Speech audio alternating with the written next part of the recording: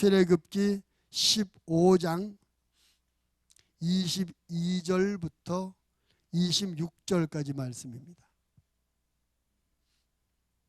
우리 함께 합독하시겠습니다.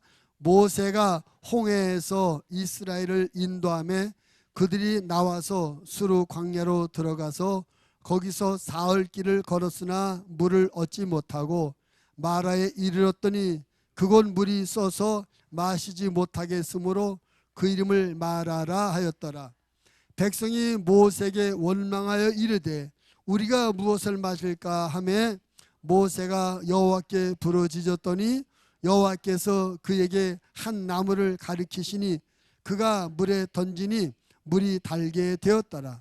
거기서 여호와께서 그들을 위하여 법도와 율례를 정하시고 그들을 시험하실세 이르시되 너희가 너희 하나님 나 여호와의 말을 들어 순종하고 내가 보기에 의를 행하며 내 계명에 귀를 기울이며 내 모든 규례를 지키면 내가 애굽 사람에게 내린 모든 질병 중 하나도 너희에게 내리지 아니하리니 나는 너희를 치료하는 여호와임이라. 아멘. 잠깐 기도하겠습니다. 하나님 아버지, 이 시간 저희들이 아버지의 말씀을 나누려고 합니다. 성령님, 우리 모두의 마음의 문을 열어주시고 겸손한 마음으로 아버지의 말씀을 경청하게 해주시옵소서. 무슨 말씀을 주시든지 그 말씀을 사람의 말로 받지 말고 하나님 아버지의 말씀으로 받게 해주시고 또 그 말씀을 다른 사람에게 주시는 말씀이 아니라 아버지께서 나를 사랑하셔서 나를 축복하시려고 내게 주시는 말씀으로 받을 수 있도록 성령님 도와주시옵소서. 그리고 그 말씀을 믿음으로 받아들이고 아멘하여 하나님 앞에 영광을 돌리게 해주시옵소서. 또 말씀을 듣고 말씀을 아는 것으로 그치지 말고 이 말씀대로 믿어서 우리의 믿음이 성장하게 해주시고 또 이 말씀을 삶에 적용해서 말씀대로 생활함으로 말미암아 우리의 삶에 거룩한 변화가 나타나서 하나님 앞에 영광이 되게 해주시고 세상의 빛과 소금이 되게 해주시고 우리 자신에게는 축복과 능력이 되는 말씀 되게 해 주시옵소서.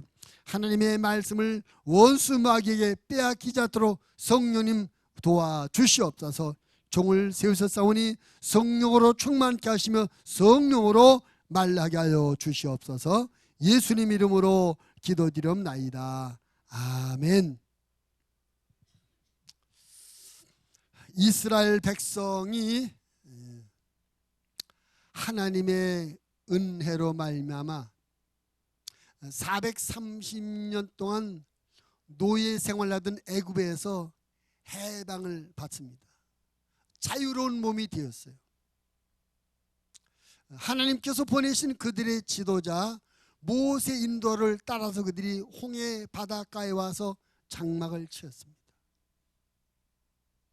장막을 쳤다는 얘기는 뭔가 긴급한 상황, 위험한 상황이 지나갔다, 해결됐다고 마음에 뭔가 안심이 되었기 때문에 장막을 쳤을 거예요. 성경 말씀에 보면 그들이 바닷가 근처에 장막을 쳤다. 이렇게 그들이 안심하고 장막을 치고 뭔가 쉼을 얻고자 할 그때에 예상치 못한 긴급 상황이 발생했습니다. 그건 뭐냐면 이스라엘 민족을 붙잡고 있다가 10가지 재앙에 할 수 없이 항복하여 이스라엘 백성들의 해방을 선포했던 바로왕이 막상 이스라엘 백성이 다 나오고 나니까 생각이 달라졌어요. 마음이 바뀌었어요. 저놈들을 계속 붙잡아 놓고 노예로 부려먹으면 우리나라 국가 발전에 경제 성장에 얼마나 도움이 될까? 저 많은 인력들을 그냥 내버리는 것은 우리 국가의 큰 손해다. 생각이 바뀌어가지고 군대를 출동해서 이스라엘 사람들을 잡으러 보냅니다. 하나님의 인도로 애굽을 나와서 홍해 바다 근처에 장막을 치고 뭔가 쉬어보려고 했던 사람들이 갑자기 몰려오는 애굽 군대를 보더니 당황하고 불안과 두려움에 빠지게 됩니다. 그리고 아우성칩니다. 모세야, 애굽에 매장지가 없어서 우리를 이끌어내어 여기서 죽게 만드느냐. 그들의 생각에는 뒤쫓아오는 애굽 군대에게 끌려가 다시 노예 생활하다 죽든지 아니면 홍해 바다에 빠져 죽든지 그럴 것만 같았어요. 그러나 하나님께서 기적을 행하십니다. 홍해 바다를 쫙 갈라서 그 바다 가운데 길을 내놓으시고 이스라엘 백성들로 하여금 그 길을 다 안전하게 건너가게 하십니다. 그리고 이스라엘 백성들이 바다 가운데 난 길로 건너가는 것을 그 모습을 보고 뒤쫓아오던 애굽 군대들도 똑같이 그 바다로 쫓아가고 있어요. 이스라엘 백성들이 다 건너가고 애굽군이 바다 가운데쯤 들어왔을 때 하나님께서 갈라졌던 홍해 바닷물을 다시 합쳐버리고 말았습니다. 뒤쫓아왔던 애굽군들이 다 죽고 말았어요. 하나님은 이렇게 하시는 하나님이십니다. 하나님 이런 방법으로 우리를 보호하시며 지키시는 하나님이십니다. 홍해바다를 무사히 건너온 이스라엘 백성들 너무나 감사했어요. 너무나 행복했어요. 그래 오늘 말씀 읽지 않지만 15장 1절로 21절까지 보면 우리를 홍해바다에서 잘 건너오게 해주시고 뒤쫓아오는 애국분들을 물에서 다 장사 보냄으로 말미암아 우리를 안전한 길을 가게 하신 하나님을 찬양합니다. 찬양하는 얘기가 앞에 1절부터 21절. 야, 이제는 쫓기지 않고 편안하게 하나님께서 우리의 조상 아브라함에게 주시는 약속의 땅 젖과 꿀이 흐르는 가나안 땅을 들어갈 수 있겠구나 생각하면서 편안한 여행을 이들이 가게 됩니다. 근데 그 여행길이 편치가 않았어요. 쉽지가 않았어요. 왜냐하면 너무나 뜨거운 날씨.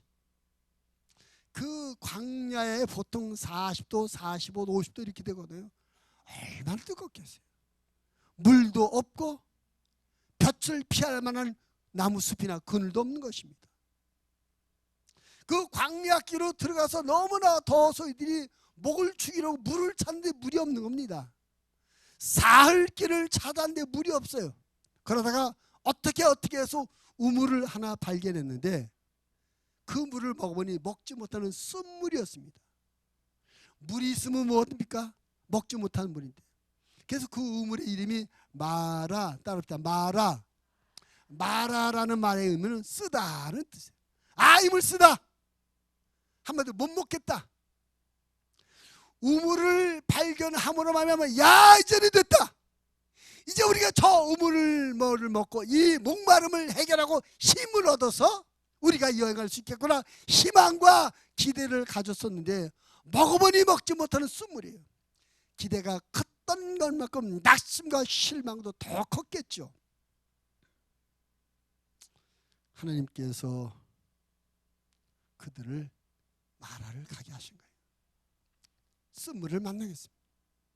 백성이 또 원망합니다.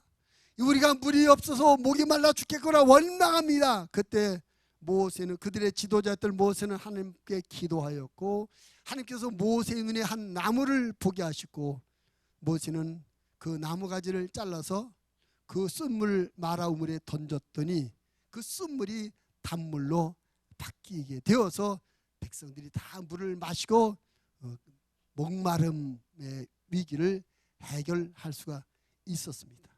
오늘 말씀은 그 마라의 쓴물을 발견했던 얘기 그리고 쓴물이 단물로 바뀌어지는 그런 얘기입니다. 우리는 성경을 볼 때마다 어떤 사건을 만나든지 어떤 사람을 보든지 어떤 환경을 보든지 간에 의미 없이 그냥 지나가는 것은 하나도 없다. 뭔가 하나님이 뜻이 계시고 하나님께서 뭔가 계획하신 일이 있어서 이 사람도 등장시키고 이런 사건도 우리에게 보게 하신다라고 이런 이해를 가지고 성경을 봐야 될 줄 믿습니다. 하나님께서 오늘 이 말의 쓴물 이야기를 우리에게 읽게 하시고 듣게 하시는 것은 뭔가 이 이야기를 통해서 우리에게 주시고자 하는 교훈이 있어서 이 글을 우리에게 읽게 하시는 것이죠.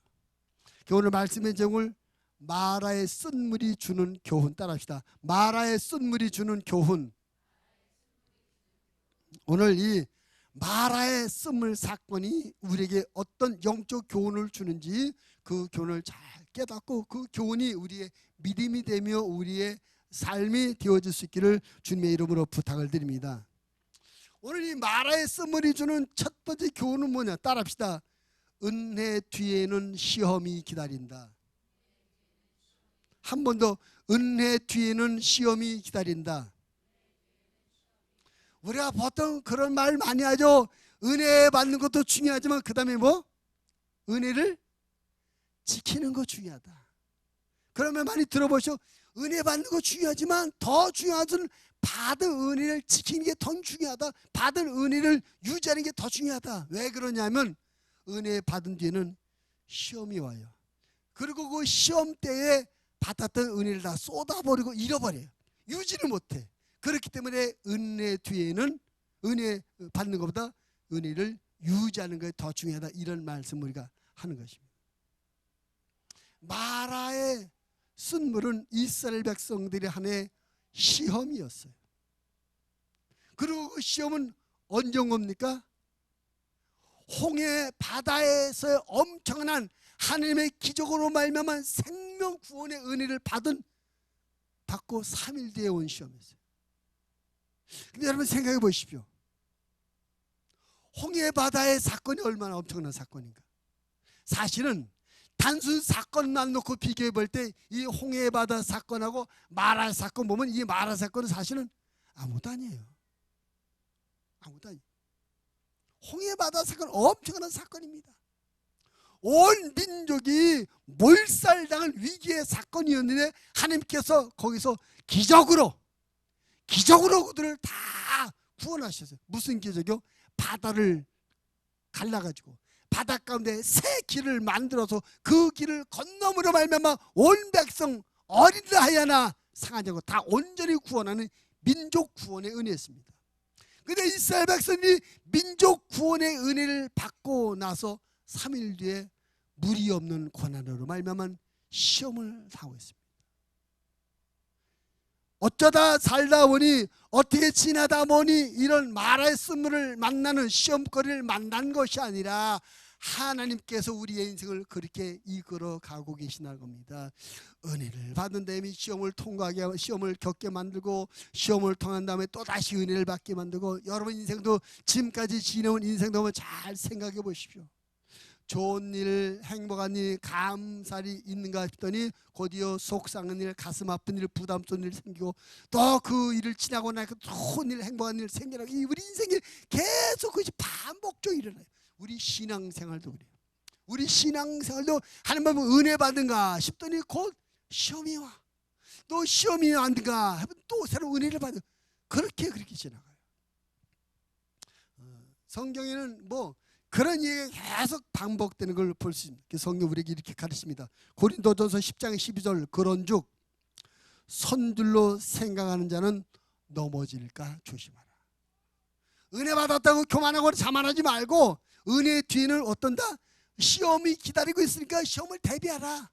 영적으로 나태하거나 게을러지거나 해서 시험에 지지 말고 은혜를 받는 거 보니까 곧 시험이 있겠구나 깨닫고 준비하라는 것입니다. 그래서 선줄로 생각하는 자는 넘어질까 조심하라 그랬어요. 고린도후서 12장에 보면 사도 바울이 그런 고백을 합니다. 내가 하나님 앞에 은혜를 받았다. 어떤 은혜? 내가 셋째 하늘에 올라갔다. 히브리인들의 개념으로 셋째 하늘은 신들의 하늘이에요. 신들의 하늘. 첫째 하늘은 공중 하늘입니다. 이 대기권 하늘. 새들이 날라다니는 공중 하늘. 이것이 첫째 하늘. 둘째 하늘은 별들의 하늘, 해와 달과 별들의 하늘이 둘째 하늘이에요. 셋째 하늘은 그 둘째 하늘보다 더 먼 곳에 신들이 사는 곳이다. 그래서 셋째 하늘. 그래서 사도 바울이 고린도 후서 12장에서 내가 셋째 하늘에 갔다 왔다는 그 말의 의미는 내가 신들이 계신 곳에 갔다, 신을 만났다, 그런 뜻이에요. 그러면서 그가 말을 내가 거기서 어떻게 형용할 수 없는 신기한 일을 만났다. 엄청난 것을 봤는데 그 엄청난 것을 표현할 말이 없다. 왜? 그 하늘나라의 아름다고 좋은 것을 설명하고 비교할 만한 아름다운 말이나 이 세상에 없다는 거죠. 여러분, 하늘나라가 그렇게 좋은 걸 믿으시기 바랍니다. 얼마나 좋고 얼마나 아름다운지를 표현할 말이 없어요. 우리가 그럴 때죠. 내가 뭔가 말 못하는 그 감정, 어떻게 표현할 적당한 말이 없는 거. 그런 것처럼 천국이 적당히 표현할 설명할 말이 없을 만큼 그렇게 좋은 곳이에요. 그런 은혜를 받았어요, 바울이. 근데 그런 영적 체험은 아무나 하는 겁니까? 여러분에게 묻습니다. 자, 사도 바울처럼 신들의 하늘, 셋째 하늘 갔다 오신 분 한번 손 들어보세요. 신이 살고 하늘 셋째 하늘 갔다 오신 분, 우리 중에 아무도 없어요. 그죠? 그러니까 사도 바울이 경험한 그 셋째 하늘에 갔다 오는 경험은 아무나 할 수 있는 경험이 아닙니다. 하나님께서 특별하게 허락한 사람만 경험한 신비한 체험이에요. 얼마나 놀라운 은혜입니까? 근데 이 놀라운 은혜를 받았는데 곧 이어서 어떤 말이 나오죠? 근데 내가 몸에 육체 가시가 있다. 얼마나 힘들고 아픈지 하나님 이 아픈 가시를 좀 제해 주세요 라고 기도했더니 하나님께서 내 은혜가 내게 족하다 그랬다는 거예요. 그러면서 하시는 말씀이 하나님이 내가 셋째 하늘에 갔다 온 은혜, 남들이 경험하지 못하는 특별한 은혜를 받은 내가 교만하거나 자만해질까 봐 하나님께서 일부러 나에게 육체의 가시를 주셨다. 여러분, 셋째 하늘의 은혜를 받게 하시는 하나님께서 가시의 시험도 우리에게 허락하신 걸 깨닫게 되길 바랍니다. 그럼 결과적으로 시험 당할 때는 힘들고 아프지만 결과적으로 그 시험을 허락하신, 시험을 예비하시면서 우리로 하여금 은혜를 받은 다음에 시험을 기다리고 있는 시험을 지나게 하신 하나님의 의도는 뭐겠습니까? 우리를 겸손하게 하고 하나님 앞에 더 낮아지게 만들고 또 하나님 앞에 더 기도하는 믿음의 사람이 되게 하시려고 우리에게 일부러 은혜 뒤에 시험을 다 준비해서 우리를 그것을 지나게 하시는 하나님의 뜻인지로 믿으시기 바랍니다. 그래서 자주 그런 말씀드려요. 내가 예수님을 믿음으로 말미암아 내가 하나님의 자녀가 되었기 때문에 내 인생에 슬픈 일, 실패하는 일, 속상한 일, 아픈 일은 전혀 한 번도 만나지 않을 것이다. 그런 기대를 갖지 말라. 오히려 은혜 받은 다음에 시험을 겪게 하고 또 시험을 지난 다음에 또 은혜를 받게 만들고 은혜 받은 다음에 또 시험, 이것이 하나님께서 우리를 영적으로 성숙시키는 훈련과 단련의 과정이라는 것입니다. 학생들도 시험이 없으면 그 성적이, 지식이 올라가질 않아요. 시험 때문에 공부하고 시험을 통해서 지식이 많이 나, 실력이 늘어나. 마찬가지로 하나님께서 우리에게 믿음을 성숙케 하기 위해서 은혜도 받게 하고 시험도 통과하게 하는 걸 깨닫게 되길 바랍니다. 우리 생활 때 아이고 시험 안 받고 은혜만 계속 받으면 믿음이 자랄 것 같죠? 그렇죠?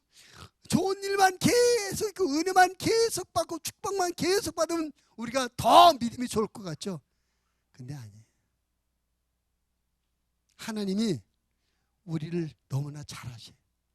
요만한 시험도 어려움도 없이 계속 좋은 일만 있고 잘된 일만 있고 은혜만 계속 받은 우리가 아까 말한 것처럼 교만해지기도 하고 영적으로 나태해지기도 하고 그래서 오히려 그 자기를 결국은 그렇게 좋은 은혜만 받는 일 계속 받게 되면 나중에 자기가 하나님 것으로 착각해요. 그래서 우리의 이런 인간의 이런 속성, 우리 인간의 약점을 너무나 하나님께서 잘 아시기 때문에 우리를 내실 있게 믿음을 성숙할 수 있도록 은혜를 주시고 그 다음에 시험을 만나도록 하시는 것입니다. 성경 보면 뭐 마태, 마가, 누가, 요한 4복음서에도 보면 예수님의 제자들에게 이런 일이 계속 반복돼요. 예를 들자면 한번 여러분 예수님의 12제자 중에 가장 대표적인 사람은 누구를 꼽겠습니까? 예? 예수님의 12제자 중에 베드로. 보통 베드로 수제자라고 해요. 수제자. 베드로의 경험은 한 가지만 말해볼게요. 예수님께서 제자들을 데리고 가이사랴 빌립보 지방을 가십니다. 그때 물으셔요. 사람들이 나를 누구라고 하느냐? 예수님을 모세라고 하는데요, 엘리야라고 하는 사람도 있고 예레미야라고 하는 사람도 있습니다. 선지자 중에 한 분이라고 말하는 사람도 있습니다 라고 대답을 했어요. 그래? 그 사람들은 그렇게 말하고 있는데 너희들은 정작 나의 제자인 너희들은 나를 누구라고 생각하느냐 하고 질문하십니다. 12명에게 질문했는데 가장 급한 성격이었던 베드로가 턱 대답을 하죠. 뭐라고 대답하죠? 주는 그리스도시요 살아계신 하나님의 아들이십니다. 베드로 유명한 신앙 고백입니다. 예수님께서 그 베드로의 고백을 듣고 야 바위나 시몬아 내가 복이 있다. 이를 내게 알게 하리는 혈육안에 하늘에 계신 하나님이시니라. 그러니까 베드로의 그 대답이 예수님의 마음에 쏙 들었어요. 그래서 예수님이 칭찬합니다. 내가 이 반석 위에 내 교회를 세우겠다. 음부의 권세가 이기지 못할 것이다. 엄청난 은혜와 축복을 확 쏟아주셨어요. 베드로 얼마나 신났까요? 성경에 나와 있지 않습니까? 야 봐라 내가 이 정도 되는 사람은 예수님이 나를 이렇게 축복하시잖아. 아마 얼마나 자랑스럽고 얼마나 다른 제자들의 책을 뽐내겠습니까? 아무튼 베드로가 예수님 앞에 올바른 신앙 고백하여 주님을 기쁘시게 함으로 말미암아 주님으로부터 엄청난 축복을 받았어요. 내가 내 교회를 세우겠다. 천국 열쇠를 주겠다. 음부의 권세가 이기지 못할 것이다. 축복받았어요. 그렇게 베드로를 마음껏 축복했습니다. 예수님으로도 베드로를 엄청 은혜를 받아. 곧 이어서 예수님 말씀 그런데 내가 곧 예루살렘에 들어가게 될 거야. 그리고 예루살렘에 들어가면 거기 있는 제사장 장로 바리새인 그 사람들이 날 십자가에 못 박아 죽일 거야. 예루살렘에 들어서 죽으실 것에 대해서 말씀입니다. 방금 전에 다른 제자들이 아무도 대답하지 못할 때 먼저 싹 대답함으로 말미암아 예수님으로도 엄청난 칭찬과 축복을 받은 베드로가 또다시 아마 한번 은혜 받은 경험에서 또 예수님 무슨 말씀이십니까? 예수님 같은 분이 죽다니요 안 됩니다. 그럴 수 없습니다. 아마 나름대로 그 대답은 방금 전에 축복받은 대답 이상으로 또 축복을 받고 칭찬을 받을 것이라고 아마 생각했을 거예요. 아무리 생각해도 그렇지. 이런 분이 죽다니 말이 됩니까? 안 됩니다. 예수님께서 뭐라고 하죠? 사탄아 내 뒤로 물러가라. 내가 하나님의 일을 생각하지 않고 도리어 사람의 일을 생각하냐. 방금 전에 바야나시몬에 내가 복이 있다. 내가 이 반석에 내 교회를 세우겠다. 천국 열쇠를 주겠다. 음부의 권세가 이지 못하다. 엄청난 축복과 은혜를 받는 데 곧 이어서 사탄아 물러가라. 시험을 이기지 못했어요. 이게 하나님께서 우리 믿음을 훈련하시는 방법이거든요. 그 과정이 있는 것입니다. 그러므로 여러분 영적으로 항상 긴장을 하고 있어야 돼요. 특히 은혜 받았을 때 뭔가 하나님 앞에 은혜도 받고 축복도 받고 뭔가 하나님 앞에 멋지게 쓰임받고 있을 때 내가 이렇게 잘됐다.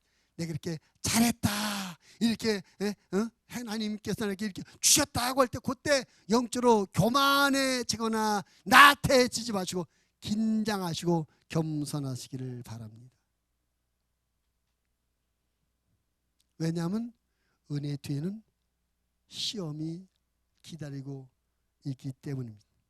앞에서 은혜를 받았을지라도 뒤에서 기다리고 있는 시험을 제대로 통과하지 못하면 앞에 받은 은혜를 다 상실하고 잃어버리게 되는 것입니다.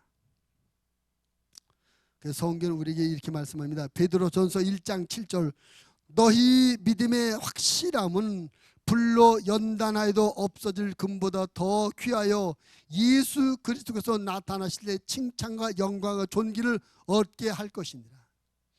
우리의 믿음을 베드로가 비유한데 불로 연단한 금 같은 믿음이라는 거예요. 금. 여러분 금반지를 끼신 분도 있고 금 귀걸이, 금 목걸이, 금을 갖고 계시죠? 근데 여러분 그 금이 원래 그 모양 그렇게 있는 게 아니에요. 원래는 어떻게 돌 속에 금광 돌 속에 조금 있어 뜯은 거 아닙니까? 근데 그 돌을 다 부숴서 끓여가지고 불순물을 제거하고 또 끓여서 불순물 제거하고 또 끓여 아주 여러 번 끓여서 불순물을 잘 제거한 뒤에 나온 것이 정금이라고.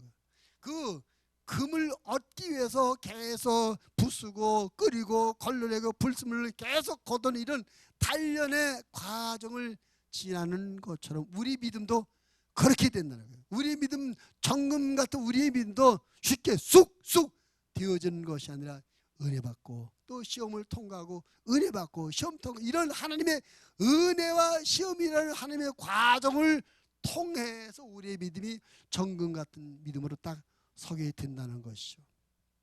그러므로 내 인생에 은혜만 이끌 것이다는 착각을 좀 내려놓으시고 은혜의 뒤는 시험이 기다리고 있는데 그 시험은 나를 망하게 하는 시험이 아니라 오히려 나의 신앙의 불순물을 제거하는 연단하는 시험인 줄 알아서 믿음으로 그 시험을 잘 통과함으로 말미암아 더 멋지고 더 정금 같은 믿음으로 성숙함에 이를 수 있는 저와 여러분의 신앙생활이 되어질 수 있기를 주님의 이름으로 부탁을 드립니다. 그래서 은혜 뒤에 시험할 때 왜 나는 또 시험이 와야 되나, 왜 내 인생의 시험이 끝이 아닌가, 왜 하나님 나를 힘들게 하는가 하고 원망하거나 불평하거나 낙심하거나 포기하지 마시고 하나님은 나를 내 신앙의 불순물을 제거하고 내 믿음을 정국 같은 믿음으로 세우시려고 또 이렇게 은혜 뒤에 시험을 지나게 하시구나 깨닫고 그 시험을 승리할 수 있게 되기를 바랍니다. 오늘 마라의 쓴물이 주는 홍해 바다에 구원의 은혜를 받고 났더니 말의 쓴물 시험이 있더라. 은혜의 뒤에는 시험이 기다린다는 교훈을 얻게 되는 것이죠. 그 다음에 두 번째로 그들이 사흘을 다녔다가 물을 못 얻었어요. 어떻게 해서 물을 만났는데 그 물이 먹지 못하는 쓴물이 됐습니다. 그래서 한번 보십시다. 23절 24절 23절 24절을 같이 읽겠습니다. 시작. 마라의 쓴물에 이르렀더니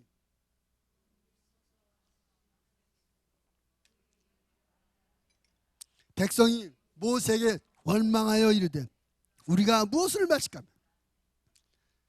홍해 바다를 건너와서 사흘 만에 겨우 만난 우물이 먹지 못한 쓴물이 되었을 때 백성이 어떻게 했다고 그랬어요? 예? 백성이 뭐 했대요? 원망했대요. 원망.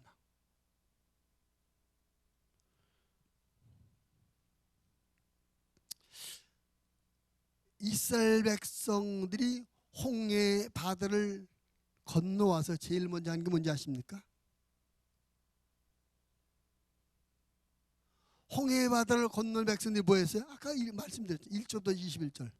하나님 앞에 홍해 바다의 구원의 은혜를 감사해서 찬양했어요.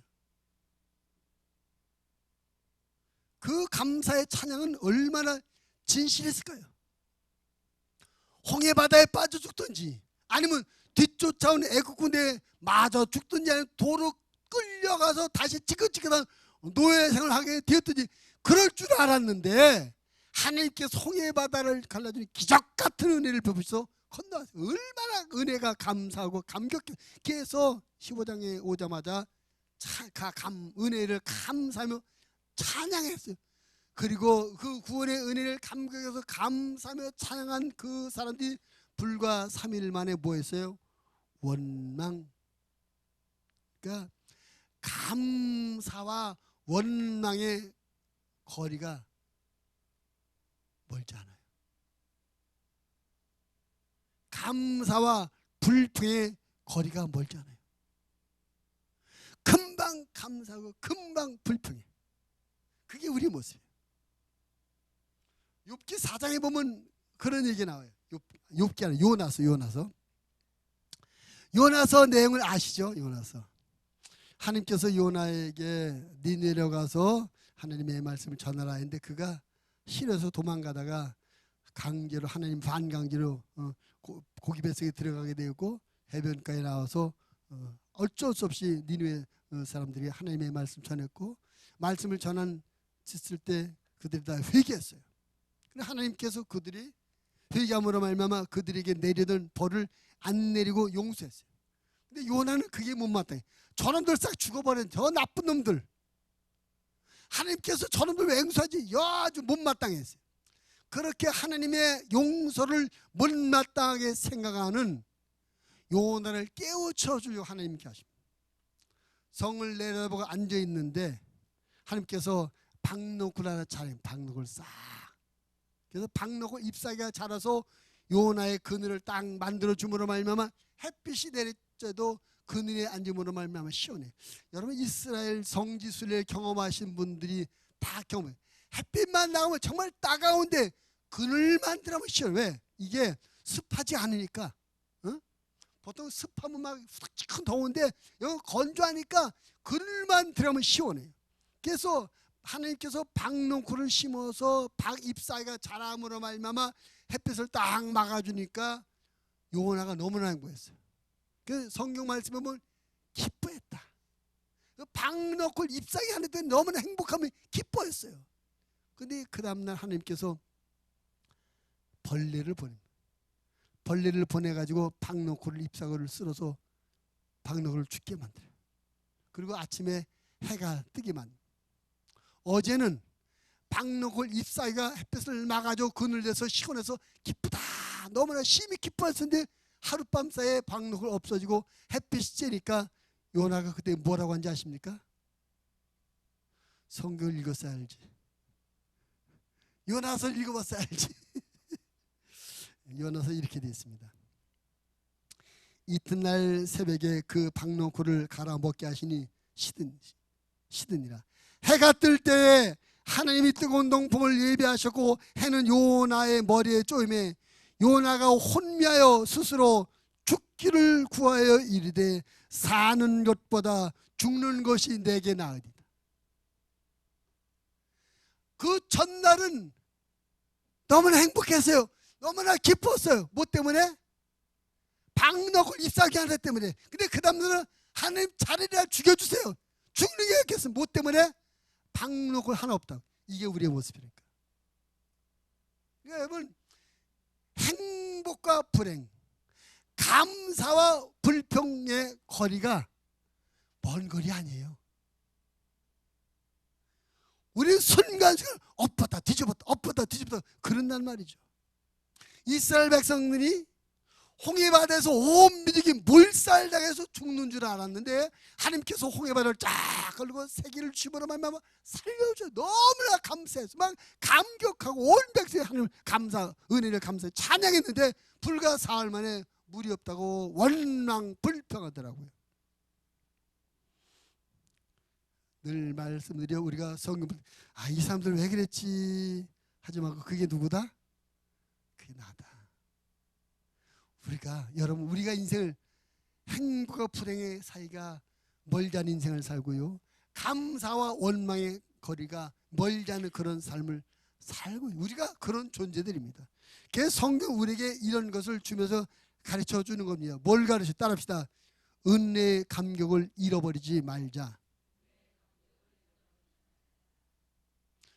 우리가 은혜를 있고 은혜의 감격이 있는데 이 감격을 너무나 우리 쉽게 잃어버린다는 거죠. 오늘 성경 우리에게 준 이 마라의 쓴물이 준 두 번째 교훈이 그거예요. 하나님의 은혜의 감격을 너무나 쉽게 잃어버리는구나. 사실은 반대로 해야 되고요. 아프고 속상하고 슬픈 것은 쉽게 잊어버리고 은혜와 감사, 감격을 오래 유지해야 되는데 우리는 반대로 은혜와 감격은 너무나 쉽게 잃어버리고 속상하고 아팠던 거 힘든 거는 오래오래 기억해. 사람들과 관계도 그렇지 않나요? 정말 내 속이라도 다 빼줄 것처럼 좋았던 관계가 원수처럼 바뀌는데 시간이 오래 안 걸려요. 쉽게 말 한마디 어떤 사건 하나 때문에 확 바뀌어요. 이게 우리의 모습이에요. 이게 우리의 모습이에요. 성경 우리에게 그런 우리 자신을 돌아보면서 은혜의 감격을 좀 유지해라. 별것 아닌 것 때문에 그 박록을 잎사귀 한 대 때문에 죽겠다고 하지 말고 물이 없다고 죽겠다고 원망하지 말고 하느님의 은혜를 생각하라. 하나님의 은혜를 생각해라. 사람들은 너무나 쉽게 은혜의 감격을 잃어버립니다. 사람들은 너무나 쉽게 하나님께서 주신 은혜를 잊어버려요.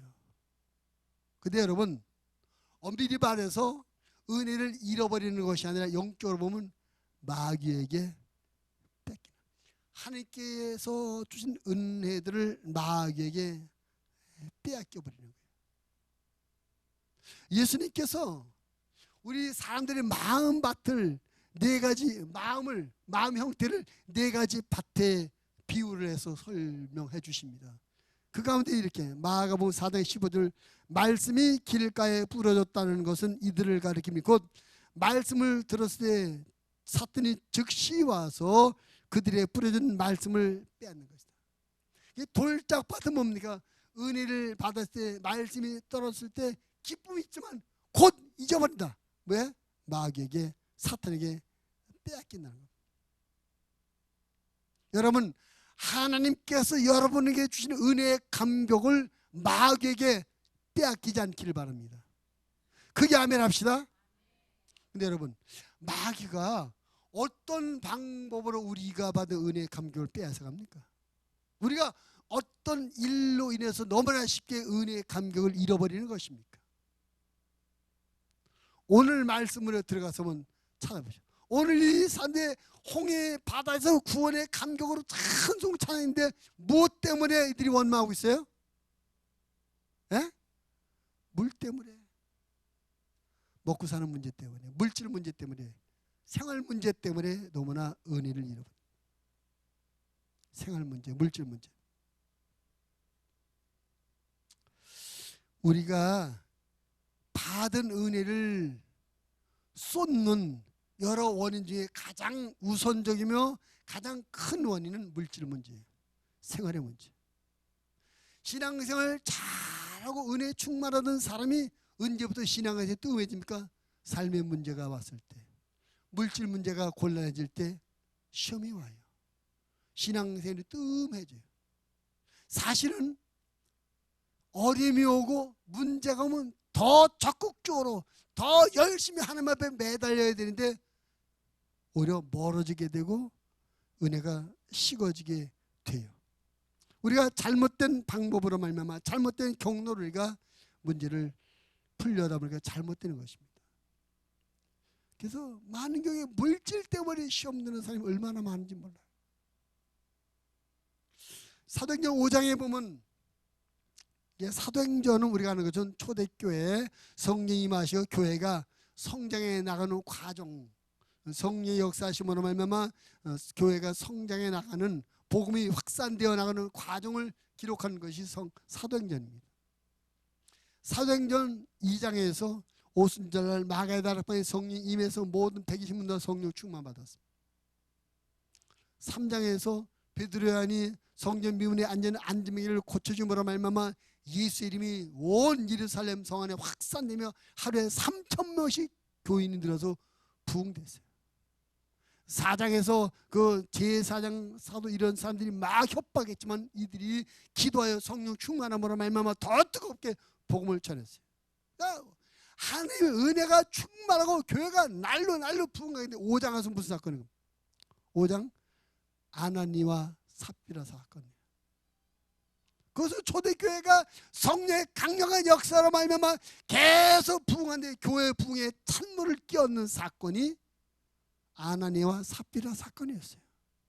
그럼 먼저 아나니와 삽비라 사건이 어떤 사건이었습니까? 그들이 하나님 앞에 땅을 팔아서 헌금하기로 약속했어요. 자, 그럼 여러분은 땅 팔아서 땅 판 돈 전부를 하나님 앞에 헌금해 본 경험이 있으십니까? 집을 팔아서 집 판 돈 전부를 하나님 앞에 들어본 경험이 있습니까? 아니면 그럴 마음이 혹시 있습니까? 아, 내 집 팔아서 전체 하나님 앞에 드리겠다. 그런 생각, 혹시 그런 마음 갖고 계신 분 계세요? 그거 아무나 못하는 거예요. 에? 아무나 못해요. 근데 아나니와 삽비라가 땅을 팔아서 전부 드리겠습니다 한 것은 뭡니까? 그만큼 은혜를 충만히 받았던 거죠. 은혜를 받으면 아까운 것이 없죠. 은혜 받으면 하나님 앞에 너무나 감사해서 뭐 다 드리고 싶, 목숨까지 아닌데 평생 다 드리고 싶죠. 그래서 아나니와 삽비라가 땅 판 돈 전부를 드리겠다고 했던 것, 그만큼 은혜를 충분히 받았다는 것입니다. 약속을 했어요. 땅을 팔고 땅 판 돈을 현금으로 딱 받으니까 생각이 달라졌어요. 그래서 원래는 땅 판 돈 전부를 다 드리겠다고 약속했지만 땅 판 돈 일부를 감춰 놓고 갖다 드렸습니다. 베드로가 물어봐요. 아나니아야, 너 지난번에 하나님 앞에 약속하기를 땅 팔아서 그 돈 전부 다 드리겠다고 했는데 이게 땅 판 돈 전부냐? 묻습니다. 아, 베드로 목사님 맞습니다. 약속한 대로 땅 판 돈 전부입니다. 그랬더니 베드로가 뭐라고 말하죠? 아나니아야, 내가 어찌하여 사단이 가득하여 땅 판 돈 얼마를 감추고 성령을 속였느냐? 성령을 속이고 땅 판 돈을 감췄느냐? 그래서 어떻게 됐어요? 그 즉시 영혼이 떠나서 죽어버리고 말았어요. 그러니까 내 땅을 팔아서 다 드리겠다고 약속할 정도로 은혜를 충만히 받았던 그가 무엇 때문에 좀 무너졌어요?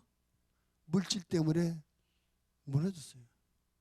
근데 그 이야기가 아나니아와 삽비라만의 이야기 아니라 바로 나의 얘기, 우리들의 이야기라는 얘기죠. 신앙생활 잘 하다가 물질 문제 때문에 시험 들고 심지어는 교회를 떠나고 그런 분들이 얼마나 많아요. 그런 분. 오늘 사람들이 홍해바다를 건너와서 목숨을, 민족의 구원을 받는 것인데, 그래서 하나님 앞에 온 민족이 찬양했는데 물이 없는 것 때문에 그들이 원망하며 불평해서 구원의 은혜를 너무나 쉽게 잊어버렸어요. 물질 문제 때문에 그랬습니다. 예수님의 제자 중에 모든, 예수님은 물론이거나 같은 동료 제자들로부터도 인정받았던 가룟 유다, 그가 동료 직원 그 제자들로 인정을 받았기 때문에 그 일행에 돈깨를 맞지 않았겠습니까? 믿을만 했으니까 그에게 돈깨 맡기지 않았겠어요? 근데 그가 어떻게 됐습니까? 그 돈을 도둑질을 해가고 결국은 이것이 들통날 것이 두려워서 예수님을 은 30에 팔아버려요. 돈 때문에 예수님을 팔아버려요. 물질 때문에 은혜를 잃어버리고, 물질 때문에 믿음을 잃어버리고, 물질 때문에 영혼을 잃어버린 경우가 너무나 많다. 은혜의 감격을 너무나 쉽게 잃어버린다. 오늘 이야기 우리에게 그러지 말라. 우리가 이렇게 약점이 있으니, 은혜의 감격을 너무나 쉽게 잃어버리는 연약함이 우리에게 있으니 이것을 깨닫고 이렇게 하지 말라. 초월해서 승리하라 하는 것입니다. 물질 문제를 초월하는 믿음이 있게 되기를 바랍니다. 아멘. 근데 아멘이 중요해요. 물질을 초월하는 믿음이 있기를 주의 이름으로 축원을 드립니다. 그래서 한 번 더 말씀을 드려요. 금년에 제가 연초에 첫째 주일을 뭘 하자고 무슨 설교했었어요? 잊어버리지는 않았죠 아직. 뭐 하자고 그랬어요? 축복을 선택하자. 무슨 축복? 전도의 축복, 또 주일 성수의 축복, 또 11조 축복. 여러분, 주일 성수가 시간을 초월하는 믿음이라면 11조 생활은 물질을 초월하는 믿음입니다. 전도는 일에, 내 업무, 일의 우선순위를 전도에 두는 것이에요. 그래서 우리가 하나님 앞에 건강한 믿음이 되려면 내 일의 우선순위가 전도하는 것이 먼저 되고, 내 시간이 하나님 앞에 나와 예배드리는 것을 먼저 시간을 써야 되고, 내 물질을 하나님 앞에 11조를 먼저 드리는 것, 이것으로. 그래서 일과 시간과 물질을 하나님께 우선순위를 두고 살아가는 이 믿음이 건강한 믿음이에요. 이런 사람이 믿음의 사람이고, 하나님께서 이런 믿음의 사람을 축복하시고 하나님의 일에 써주는 것입니다. 그래서 우리가 일의 우선순위를 초월하고 시간을 초월하고 물질을 초월하는 그런 신앙생활이 되어야 되니, 일 때문에 신앙을 떠나고 시간 때문에 시간을 떠나고 물질 때문에 시간을 떠나고 초월하지 못해. 이게 약점이라니까요. 근데 약점이지만 이것을 초월하면 우리가 하나님의 축복을 받아요. 그래서 전도에 하는 일, 주의를 지키는 일, 11조 하는 일에는 전부 다 하나님의 축복이 다 약속되어 있잖아요. 축복이 약속돼요. 혹시 금년 2019년 이제 절반이 지나가고 있는데, 2019년 첫 주일을 잡으면서 전도합시다, 주의를 지킵시다, 11조를 온전히 드립시다고 말씀을 들었는데, 혹시 이런저런 이유로 아직 그것을 실천하지 못하고 혹시 잊어버린 분이 계신다면 오늘 이 말씀을 통해서 다시 한번 기억하시기 바랍니다. 이것을 초월하지 못하면 내가 은혜 감격을 잃어버린다. 전도의 삶을 살지 못하고 주일 성수의 신앙을 갖지 못하고 11조를 드리는 온전한 11조의 생활을 살지 못하면 은혜를 잃어버리는 시험에 빠질 수 있다. 마귀는 그것들을 통해서 우리를 시험하고 우리가 은혜를 잃어버리게 만들기 때문에 그렇습니다. 요거를 초월하면 우리가 승리할 수 있어요. 예수님께서 우리에게 뭐라고 말씀하십니까? 마태복음 6장 31절부터 33절. 그러므로 염려하여 이르기를 무엇을 먹을까, 무엇을 마실까, 무엇을 입을까 하지 말라. 이는 다 이방인들이 구하는 것이라. 너희 하늘 아버지께서 이 모든 것이 너희에게 있어야 할 줄을 아시느니라. 그런즉 너희는 먼저 그의 나라와 그의 의를 구하라. 그리하면 이 모든 것을 너희에게 더하시리라. 우리는 이 세상에 올 때 아무것도 가지고 온 것이었습니다. 지금 내게 있는 모든 것이 하나님께서 주신 것입니다. 또 그 하나님께서 앞으로 우리가 살아가는 과정 가운데 필요한 것도 계속 공급해 주실 줄로 믿으실 바랍니다. 그러므로 물질 문제를 초월하셔서 신앙생활 하실 바랍니다. 물질 문제 때문에 은혜의 감격을 잃어버리는 이 사람들과 이런 실수를 하지만 않는 저와 여러분 되어지기를 주님의 이름으로 부탁을 드립니다. 오늘 마라의 쓴 우리에게 주는 두 번째 교훈은 은혜의 감격을 너무나 쉽게 잃어버리지 말라는 것입니다. 마지막 세 번째 따라합시다. 쓴물을 단물로 바꾸시는 하나님을 생각하라. 좀 더 크게, 쓴물을 단물로 바꾸시는 하나님을 생각하라.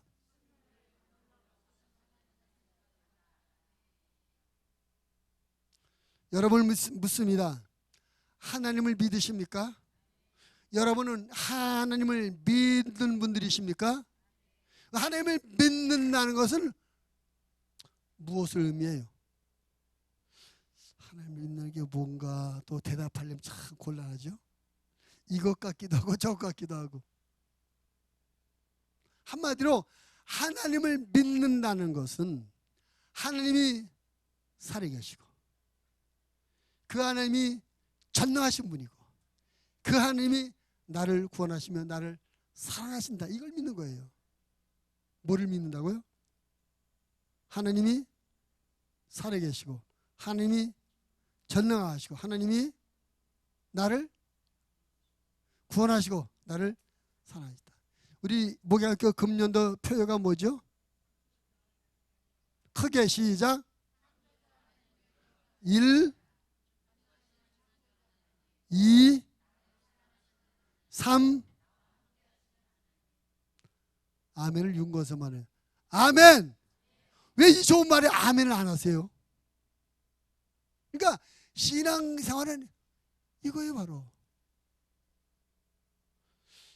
홍해의 바다를 만났으면 홍해의 바다를 갈르시는 하나님을 생각하고 쓴물을 만났으면 쓴물을 단물로 바꾸실 하나님을 생각하고 죽은 자를 보면 죽은 자를 살리시는 하나님을 생각하고 포도주가 모자라면 물을 포도주로 바꾸시는 하나님을 기억하고 할렐루야.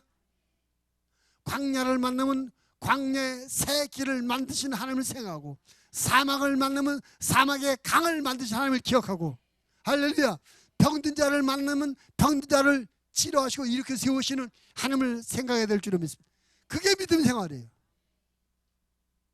오늘 이 말의 쓴물 이야기가 우리에게 주는 세 번째 교훈은 뭐냐? 우리 인생을 살다 보면 쓴물 같은 때를 만날 수 있다. 그런데 그때마다 내가 믿는 하나님은 쓴물을 단물로 바꾸신 하나님이지 그 하나님을 생각하는 것입니다. 나와 여러분이 하나님을 믿는다는 것을 말로만 하지 말고 우리의 삶 속에 우리의 영혼 안에 그 하나님을 늘 살아계신 하나님을 모시고 사는 그런 믿음 생활이 되어지길 바랍니다. 분명한 것은 하나님은 살아계시고 그 하나님이 나와 함께 하시면서 우리의 삶을 책임져 주는 것입니다. 하나님께서 내가 인생을 살면서 만나게 되는 모든 쓴물들을 아신다는 거죠. 그리고 그 쓴물이 어떻게 해야 단물로 될지도 아시는 것이죠. 우리는 도대체 왜 이 쓴물이 있는 것인지 이 쓴물을 어떻게 해야 할지 우리는 몰라요. 나는 몰라요. 할 수도 없어요. 그런데 하나님은 사람이 아니시고 창조주이시니까 하나님은 모든 걸 아시는 전능자이시니까 하나님은 모든 걸 다 아시는 전능하신 분이고 전지하신 하나님이니까 우리가 문제 앞에서 하나님을 늘 생각하고 그 하나님을 바라보고 그 하나님의 은혜를 구하는 그런 우리의 믿음이 되어야 된다는 것입니다.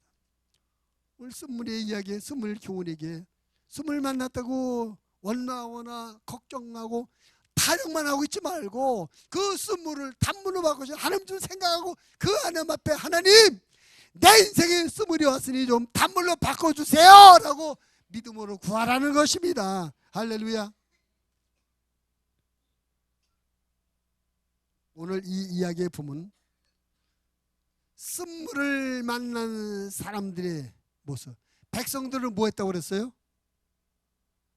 예? 모세는 뭐 했어요? 백성은 뭐 했어요? 크게 말해. 백성은 뭐 했어요? 모세는 뭐 했어요?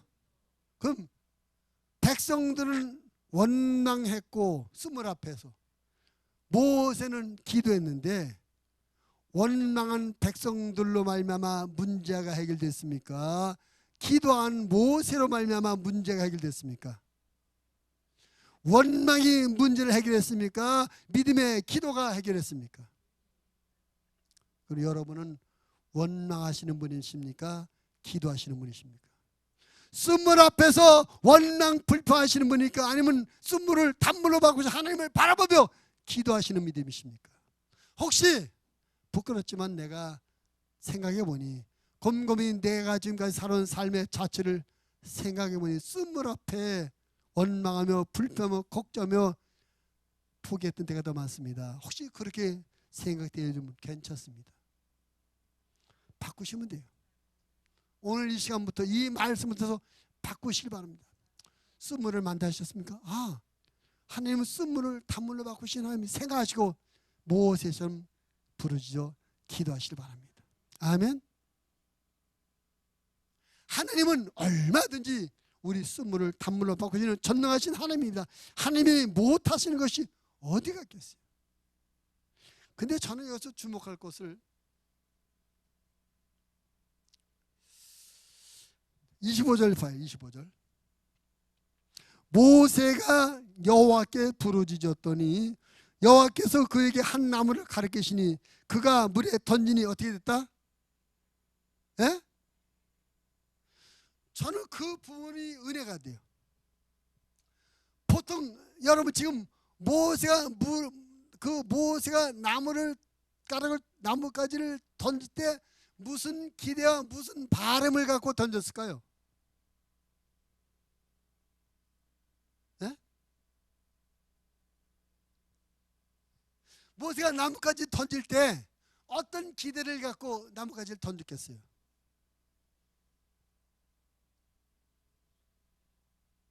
이 물이 쓴 물이니까 쓴 것만 제거했으면 좋겠다. 쓰지만 않았으면 좋겠다. 달지는 않을지라도 적어도 단물은 되지 않을지라도 쓴 물만 안 되면 좋겠다. 여러분 단물을 기대했을까요? 우리의 기대는 쓰지만 않으면 돼. 쓰지만 않으면 먹을 수 있어요. 근데 하나님은 우리를 쓰지만 않아도 감사한데 하나님은 단물이 되게 하신 하나님. 할렐루야. 따라합시다. 내 인생의 쓴물은 하나님께서 단물로 바꾸신다. 요즘 우리가 새벽 예배 때 새벽 예배 안 나오신 분 잘 몰라요. 요즘 새벽 예배 때 누구 이야기를 보고 있어요? 요셉 이야기를 보고 있어요. 오늘은 요셉으로 말미암아 가족 70명이 다 애굽으로 내려오는 이야기를 봤어요. 근데 요셉이 자기 가족 70명을 다 애굽으로 내려서 고센적에 잘해서 살게 하기까지 약 20년이 걸렸는데 그 20년의 요셉의 삶은 쓴물이었을까요? 단물이었을까요? 쓴물 같은 인생이었어요. 형제들에게 미움받아서 인신매매로 애굽 인신매매에 노예상에 팔려서 애굽의 노예로 팔렸습니다. 그러니까 대지주의 아들이 어느 날 갑자기 노예가 된 거예요. 노예 삶을 힘들고 어려운 삶이었겠습니까? 열심히 원망불평하지 않고 열심히 노예의 삶을 살았습니다. 주인에게 인정을 받아서 가정 총무까지 됐는데 웬걸 그렇게 인생이 잘 풀릴까 싶더니 의외의 일을 당합니다. 보디발 장군의 부인이 나와 동참하다 매일 요구해요. 거부했더니 저놈이 나를 강간하였다. 죄를 뒤집어 씌워가지고 감옥에 가서 죄수가 됐습니다. 그러니까 노예 생활, 죄수 생활을 13년을 했어요.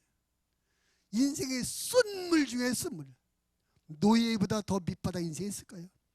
감옥에 갇힌 죄인보다 더 낮아질 수 있을까요?